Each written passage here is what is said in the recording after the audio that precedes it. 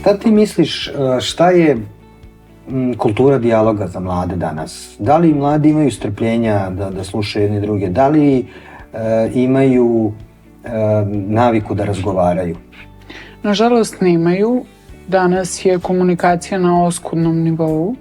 Smatram da su društvene mreže, a posebno TikTok od pandemije COVID-a, tome dodatno doprinele. Mislim da nam je oslabila koncentracija i da smo spremni puno kraće da slušamo. Mislim da očekujemo da je sav sadržaj informativnog karaktera sažvakan u 1 minut.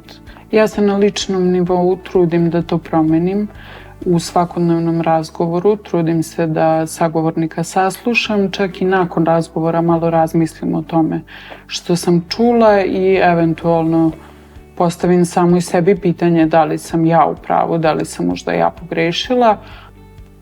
Mislim da je za sve bitno da krenu od sebe i da prvo preispitaju sebe, a zatim upere prst u nekog drugog.